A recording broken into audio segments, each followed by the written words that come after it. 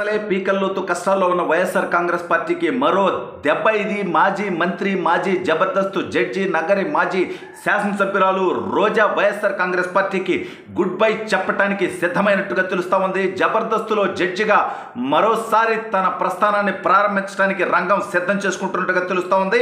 అసలు ఏంటి కథ అనేది ఈ వీడియోలో వివరించబోయే ముందుగా ఇప్పటి వరకు మన ఛానల్ సబ్స్క్రైబ్ చేయని వాళ్ళు ఖచ్చితంగా సబ్స్క్రైబ్ చేయండి. ఇక విషయానికి వస్తే రోజా సంగతి మనందరికీ తెలుసు. ఈవిడ బూతు భాగవతం మనందరికీ తెలుసు. కేవలం మీడియా ముందు మాట్లాడటమో, ప్రెస్ మీట్లు పెట్టడమో, వేదికల మీద మాట్లాడటమే కాదు, ఏకంగా బూతు జోకుల కార్యక్రమంలో సుదీర్ఘంగా జడ్జిగా ఉండటం వల్ల ఆ రకమైనటువంటి భాష వచ్చిందా, లేదంటే జగన్మోహన్ రెడ్డిని సంతోషపరిస్తే పదవులు వస్తాయనేటువంటి ఆశతో ఆ రకంగా దిగజారిపోయిందా మనకు తెలియదు. కానీ ఒక మహిళ ఉండి ప్రజలతో చీకొట్టించుకునేటువంటి పరిస్థితి, పక్క నియోజకవర్గానికి వెళతాను పోటీ చేయడానికి, నగరం నుంచి ఒంగోలు ఎంపీగా పంపిస్తాను అంటే ఆ ఒంగోలు పార్లమెంట్లో ఉన్నటువంటి ప్రజలందరూ ఓత మహాప్రభు దౌర్భాగ్యురాలు వస్తే ఘోరంగా ఓడిపోతామని వాళ్లే దండం పెట్టినటువంటి ఘోరమైనటువంటి విధంగా రోజా దిగజారిపోయింది. సరే, సొంత నియోజకవర్గమైనటువంటి నగరిలోనే 45,000 భారీ ఓట్ల తేడాతో ఘోరమైనటువంటి ఓటమి చవి చూసింది.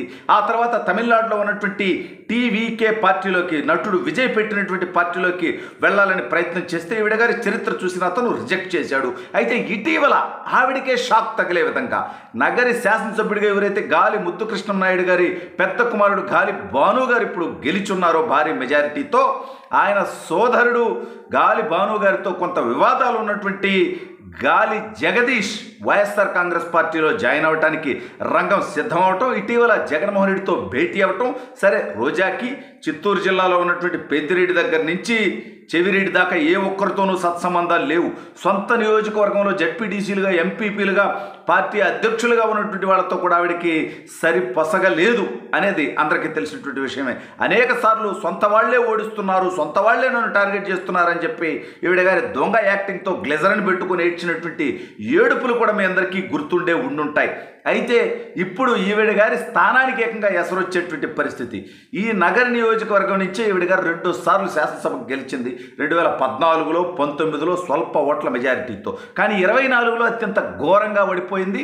ఇక రాజకీయ భవిష్యత్తు కూడా లేదని తేలింది.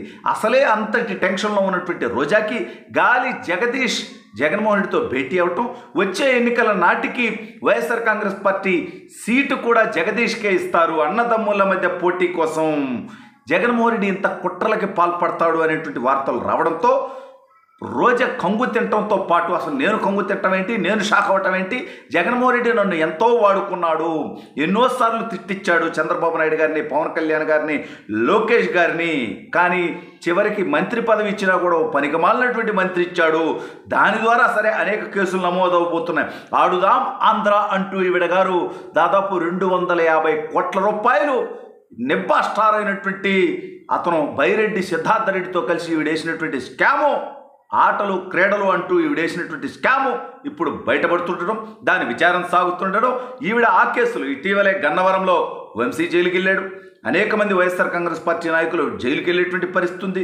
రెడ్ బుక్ ఓపెన్ అయింది, నెక్స్ట్ పేజీ, దాంట్లో రోజా కూడా ఖచ్చితంగా ఉంది అనేటువంటి వార్తలు వస్తూ ఉన్నాయి. ఈ నేపథ్యంలో ఇంకా రాజకీయాల్లో ఉంటే జగన్మోహన్ రెడ్డి ఎట్టాగో సీట్ ఇచ్చేటట్టు లేడు.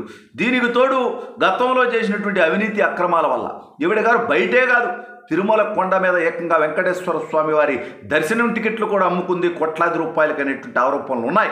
రోజు ఒక 50 మందిని 100 మందిని పంపించి ఒక్కొక్కరి దగ్గర 20,000 తీసుకొని ఈ రకంగా స్కామ్కు పాల్పడింది అనేటువంటి ఆరోపణలు ఉన్నాయి. ఇక నగరిలో భూదందాల దగ్గర నుంచి గ్రావెల్ మాఫియా దాకా అమ్మగారు 100 కోట్ల రూపాయలు వాళ్ళ అన్నల్ని పెట్టి అక్రమంగా సంపాదించింది అనేటువంటిది మరొక ఆరోపణలు ఉన్నాయి. వీటన్నిటి మీద విచారణ జరిగితే రోజా జీవితం కూడా జైలు పాలవుతుంది.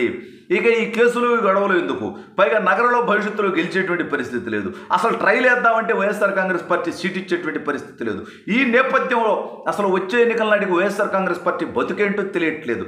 జగన్ సన్నిహితులు బంధువులే వెళ్ళిపోతున్నారు, ఇక నేను మాత్రం ఉండటం ఎందుకు అనేటువంటి ఉద్దేశంతో రోజా వైఎస్ఆర్ కాంగ్రెస్ పార్టీకి గుడ్ బై చెప్పాలనేటువంటి ఆలోచనతో సన్నిహితులతో చర్చిస్తున్నట్టుగా తెలుస్తూ ఉంది.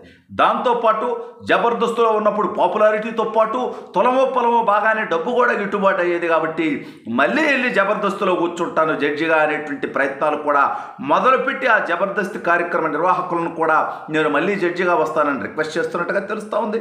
బట్ ఈవిడ గారి అన్పాపులారిటీ నేపథ్యంలో గతంలో చేసింది కానీ ఇప్పుడు బాగా బ్యాడ్ అయిపోయి ఉంది మార్కెట్లో కూడా, జనాల్లో కూడా. ఇప్పుడు మళ్ళీ ఈవిడ రీఎంట్రీ కూడా మనకు అవసరమా? ఇప్పుడు సాఫీగానే జరుగుతుంది కదా జబర్దస్త్ అనేటువంటి ఉద్దేశంతో జబర్దస్త్ టీం కూడా ఈవిడికి మళ్ళీ జడ్జిగా అవకాశం ఇచ్చేటువంటి ఉద్దేశంలో నెగటివ్గానే ఆలోచిస్తున్నట్టుగా తెలుస్తూ ఉంది. ఈ నేపథ్యంలో రోజా బతుకు కుక్కలు చింపని విస్తరైపోయింది. ఒకవైపు కేసులు జైలుకి వెళ్ళేటువంటి పరిస్థితి, మరోవైపు పార్టీలో పదవి అంటే ఇన్ఛార్జి పీకి పాడేసేటువంటి పరిస్థితి, మరోవైపు వచ్చే ఎన్నికల నాటికి సీటు ఉండనటువంటి పరిస్థితి, మరోవైపు వైఎస్ఆర్ కాంగ్రెస్ పార్టీ భవిష్యత్తు ఏంటో అర్థం కానటువంటి పరిస్థితి. ఈ రకంగా మాజీ జబర్దస్త్ జడ్జి, మాజీ నటి, మాజీ శాసనసభ్యురాలు, మాజీ మంత్రి యొక్క రాజకీయ జీవితం ఇక ముగింపు దశకి చేరుకున్నట్టుగా తెలుస్తూ ఉంది.